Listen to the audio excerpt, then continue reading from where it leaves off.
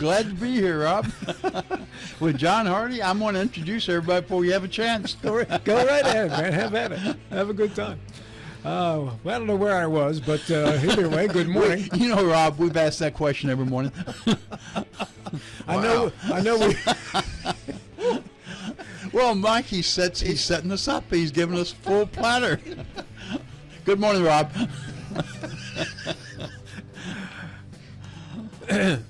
We are produced by the sports doctor, Colin McLaughlin, and brought to you in part by the Berkeley County Health Department, where you can get those free radon test kits in the Berkeley and Morgan County offices, thanks to, among others, Mr. John Hardy himself there. Also by elder care attorney Danny Staggers in Martinsburg at 304-267-3915 for all your elder care questions and such. Let's welcome in our co-host, the Admiral, Bill Stubblefield, who I believe you've heard from already. Does that surprise you? Good morning, Rob. Great to be here. Wonderful to have you, Bill. Also the Badger, Delegate Michael Heights. Good morning. I tell you what, if he ever learns how to run that board, your days are numbered. Yeah, but gone. That's a big statement there, Mike. Running that board, that's a complicated device over there. So. I'm amazed every day when I co-host with Bill. He usually does Monday, Wednesday, and Friday, sometimes Tuesday. Won't do Thursday because he's not missing his breakfast with his buddies. Yeah, he's all fired up today. Yeah, amazed at this man's energy every single day. Well, welcome in, Bill. It's great to have you. Well, thank you, Rob. It's great to be here. So, and talking about breakfasts, we need to get John Hardy with us. We have a good political discussion on Thursday morning. And let's welcome in our guest, County Commissioner, Delegate formerly John Hardy. Good morning, sir. Good morning, as always. Thanks for the opportunity. And always, I love to get here early when I'm on first thing in the morning, because I'm telling you the off-air stuff. Me and Bill, we had a nice discussion, and me and Height, we're always going to be picking at each other. So just the early morning stuff's great. Bill's job is to find out what piece of legislation or funding you disagree on, and then just keep hammering you on it and annoy the living hell out of you until you're ready to strangle Bill or the show starts. Yeah. Fortunately, the show started. No matter what you say, yeah, but you could have done it this way. Well, why didn't you do it this way? That doesn't make sense. Yeah, it does not. Well, Bill, why didn't you just keep running for office if you knew how to do everything? Hey, man, that was John Overington. John Overington would wear you. John will wear you out. If John thinks you're wrong on something or he's got a different opinion, man, old Johnny O, he'll wear you out. And John will never get angry with you. No, he never gets upset, but, man, he'll wear you out. He just keeps coming at you. He just keeps coming at you, right? Jab, sure. jab, jab, counter, counter, counter. Let's talk about the Berkeley County Commission meeting yesterday morning, John. Anything of relevance that you want to share from it, by the way, before we get to some questions? It was really just a regular general meeting that we typically have, kind of just taking care of our weekly business that we need to take care of.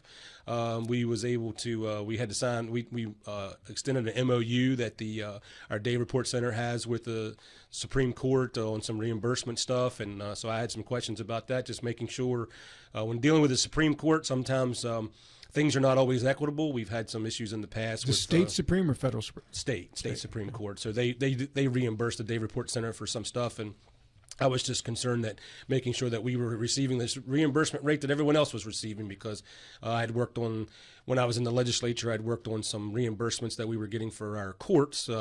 We actually get paid for our family courts, and so the reimbursement rate was arbitrarily low, and was able to go in and kind of cut a deal. They don't have a formula for that. It's kind of like every county for themselves. And so when I caught wind of it, I'd heard that Mon County had cut a deal. So I went in and worked with Commissioner Copenhaver at the time, and we got a better deal for our square footage reimbursement. So I was just checking with Tim Zaya and County Administrator, and making sure that Gary had looked into that and made sure that our reimbursement rate was where it needed to be, and it was. So we're in good shape there. And then we had a great presentation come in by the Salvation Army. So those that's a husband-wife team, and I'm sorry I can't remember their names, but they are just really wonderful people. They have huge hearts, and they were talking about a lot of their programs. And one of the things that really caught my attention yesterday when they were talking about their programs is they've started this new program where they're doing Christmas gifts for our senior population. There's so many seniors. And that really touched me because, when I was in Charleston and as a county commissioner, I'm always worried about our senior population. A lot of times our senior population is very vulnerable and they are forgotten about. and sometimes they're right on the edge, and so they have this program where they're providing some Christmas gifts for some seniors that are by themselves and maybe not in the best financial shape, and it's a great program, and I think it's being funded through the Noon Rotary. I think there's a $5,000 grant that came from the Noon Rotary, and I'm hoping to be involved in that in some form or fashion because I introduced quite a bit of legislation trying to help our seniors, and it's one of the populations here in Berkeley County that I'm really concerned about. But going back very quickly to the Salvation Army leadership, they've been here, I think, 3 or 4 years, and they are showing a lot of leadership. The Salvation Army has suffered in Berkeley County over the last 20 years or so with uneven leadership. And we've had some folks leave in midstream, and it's just been uneven. This couple, I think, is providing the stability and the vision and the enthusiasm to return Salvation Army to what it used to be. Yeah, I would say that they definitely have a heart for public service, and they are just really involved in that, and they're trying to grow the program. But yeah, I mean, to get back to our seniors in Berkeley County, one of the things that really concerns me about our senior population is, being someone that is from Berkeley, is from the Eastern Panhandle. I spent my entire life in Berkeley and Jefferson County. I get concerned about our seniors. You may have a 75-year-old person who's living in their home in Back Creek Valley. Their home's been paid for 30 years. But we haven't raised our levy rates. The levy rates haven't went anywhere, but taxes have went up because the value of the homes have went up. So they're paying a property tax, and now they're paying a fire fee, they're paying an ambulance fee, they're paying a stormwater fee. So I really get concerned about our seniors. And could some of this stuff be covered with the impact fees? Well, as we had discussions earlier on, Bill, the impact fees there is a lot of guardrails involved with the impact fees, and we're still working through that, and that's going to take some time to make sure that we are on the conservative side of that. We don't want to get ourselves in any kind of trouble. As I told you off air, I'm a habitual line pusher, and I've had those conversations, and I'm not going to not do something just because people like to say, well, they say this, and I'm always, well, who are they, and why can't? So I want to know. I want to see it in writing that says why we can't do certain things. But I think one of the biggest things that needs to be addressed is the homestead exemption. The homestead exemption has been stagnant at $20,000 for a very long time, and there's hard to get movement on that in the legislature because some of our smaller, poorer counties, they don't want to expand that program because they need those tax dollars.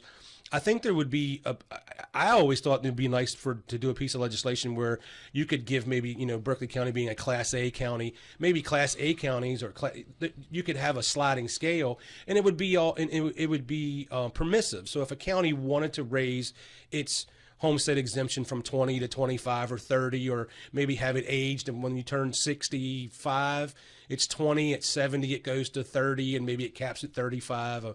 I think Berkeley County Commission would really be willing to give some help to our seniors if we were able to, if that homestead exemption was able to raise. But the legislators historically have been reluctant to have a permissive or to have sliding scales, and they tried that with municipalities with 4 or 5 different levels, and that eventually came back to bite them. So I think it depends on the legislation. I've seen it in some legislation with the homestead exemption. It seems like this is something it's happened every year down there. There's been some sort of legislation about homestead exemption, and we just can't seem to get it across the the finish line.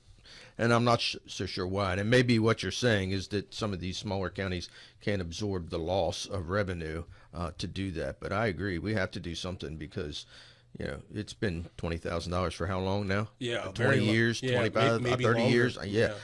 So you're right. Housing costs have gone up tremendously, especially in our area. And there has to be something we can do to lower that rate and give that exemption. Yeah, the issues is it's in I think it's constitutional. It's a constitutional amendment to change it. And Senator Barrett had a piece of legislation this year that just simply changed the floor. So it just simply changed the floor of it. So it was a pretty easy way to do it. So, but there's and I served in the legislature for 6 years, and certainly I'm not beating on anyone. I mean, I've been down there. I know, how. Some days you're a hero and some days you're a zero. I mean, that's just how the legislature is, and it can be a very frustrating process. But there's always been a movement in the legislature to keep counties under the thumb. They don't. They really, they want to keep. They really want to keep control of counties, and there's really been control to keep counties. I won't say poor, but they really want to control what revenue streams counties have. And I see this from the other side as a county commissioner, and also as a legislator. I was one of those legislators that worked also to make sure counties was kept in check, because ultimately, if you give counties the ability to tax, they will tax. So there's a fine line that has to be walked there, and that's why I was a proponent. I did like the 1% sales tax bill because it was a referendum. I like referendums. That gives people the the ability to, if they want to have better services or they want to have more money for additional services, then that's you go out and you vote for that. Sure. John, you and I over the years have talked about the role of the counties, and we came at it from different perspectives. We did. I'd be curious to see, looking 5 years down the road, if we tend to start looking more in agreement. But you made the statement a second ago. If you give the counties the capability of taxing, they will tax. I've heard several folks say that, legislators. I'm not convinced of that. I don't believe the counties will do that, because the counties, more than any other elected body, are closer to the citizens, to the residents. They hear what the folks say more than anybody else. I'm not convinced they would tax just because they had that ability. Well, I would agree with that statement and I would agree and disagree with parts of it. So I would say the legislature definitely believes if the counties have the ability to tax, they would tax. I agree with that. I do believe some counties would maybe overreach in that areas. I do believe counties are always going to have needs. There will always be needs. There will never be enough money, no matter how much money is provided. There's always going to be a need. I think you need good fiscal conservatives like myself. I like being on the county commission. We have a good commission. I'm not saying anything derogatory about any of my commissioners. I will tell you, Berkeley County commissioners, every one of those commissioners are there for the right reasons. They want to do good things. We are very respectful of one another. We don't always agree, and that's okay, but we're very respectful of one another. It's really a strong body to be a part of, and I'm very proud to be a part of it. But there's always going to be needs, and there's always going to be looking for revenues, and we do have some needs. And I was shocked, coming from the legislature, working on a $6 billion budget, and I had a lot to do with that budget in Charleston.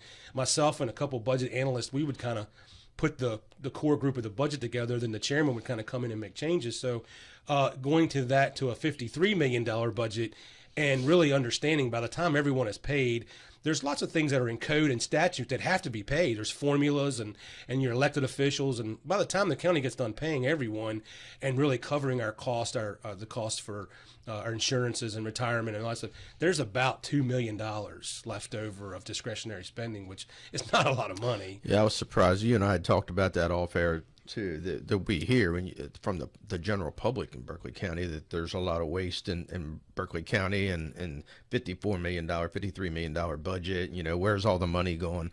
And yet, you being a budget hawk, I went to you early on and said, all right, what's going on with this? Is there a lot of waste? I was really surprised to hear that really there's not. That a lot of the money that's eaten up is going towards salaries of the deputies and the personnel that are required by statute. And if you look at a lot of these departments, the assessor, the clerk, and they run pretty lean ships. So I was surprised to hear that. Yeah, I carry a copy of the overview of the budget with me all the time, and I mean, anyone that I run in the Republican circles, and the Republican circle is widespread. There's Republicans like me. I consider myself more of a Chamber of Commerce Republican, infrastructure, economic development, and then you have people that are further to the right.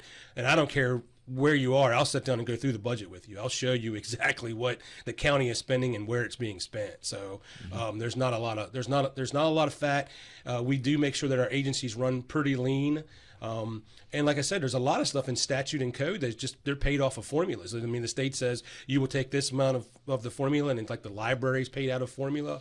And then you have to take care of your elected officials. They bring their budgets to us, and we do our best to try to fund them as best we can. And there's always, there's outside agencies that we have no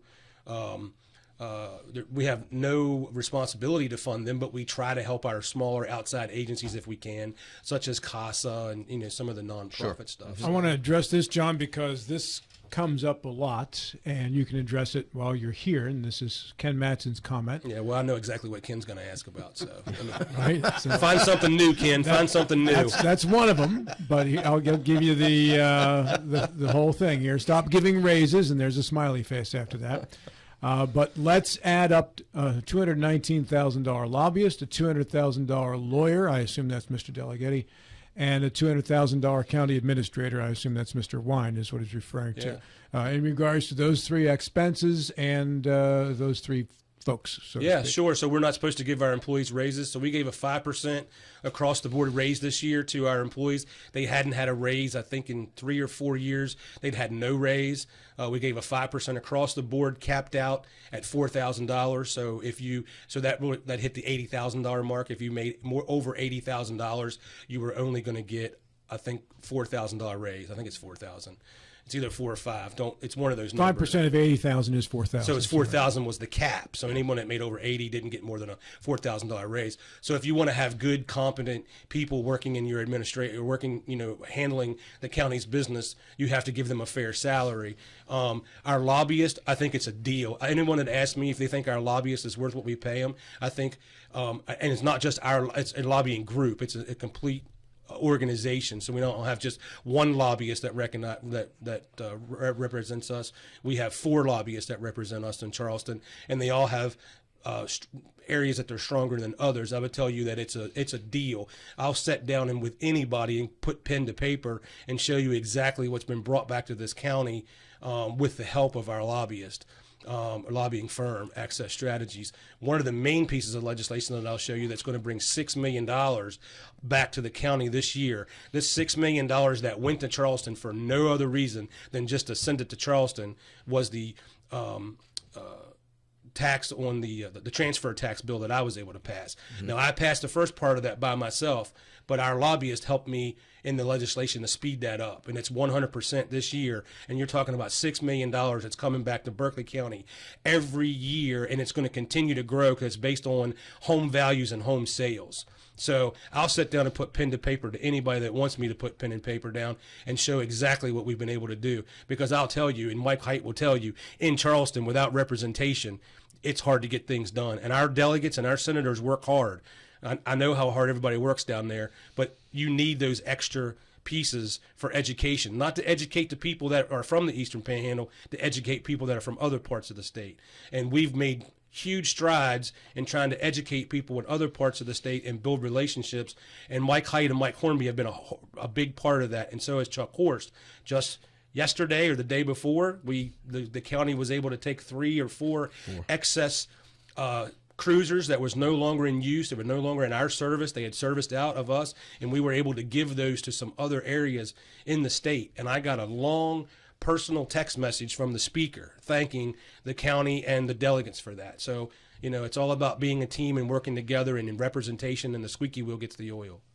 Let's go back very quickly to you're talking about saving money, and Gary Wine and Steve Cattell was on the other day. One of the ways the county saved money are the sheriff's vehicles. It used to be you had one for the winter, one for the summer. You had maintenance, you had insurance. There was just double cost for everything. The county has collapsed that into a single all year round vehicle. We have, and we also have our own maintenance facility now. So I went over and toured that, and we have people that are in-house maintenance facility. They do our oil changes, our brakes, our tires. They'll even do a transmission change if we need it. They upfit all of our vehicles. They put all the bars, the lights, and all the bracketry and all that kind of stuff in it. That saves the county money. I mean, the county does everything they can do to try to save the taxpayers' money. And I know people get frustrated when they get their real estate bill, but understand the values of your homes are going up, and take a good hard look at that bill. I mean, if you look at that bill, a very, very, very small amount of it goes to the state, then the next part goes to the county, and then the rest of it is levy, excess levy, and bond. So, between 77 cents and 80 cents of every dollar that you pay on your real taxes, your real property taxes, goes to the school board. And I'm not faulting the school board for that. I'm just saying understand that there is a limited amount of income that comes to the counties for the counties to operate. Yeah, and I think there's a lot of people that question salaries a lot of times, and that's legitimate. Sure. The citizens, they're paying the bills, so they should be questioning things. But you have to look at I take umbrance with when they start questioning Gary Wine's salary. Yeah. Gary had a salary as an IT guy there, and then he took over for the Alan Davis. Alan Davis, thank you. Took over for Alan Davis when he left, and now does both jobs. So he's essentially wears two hats in the building. So I think when you have people like that, their salary increase is justified.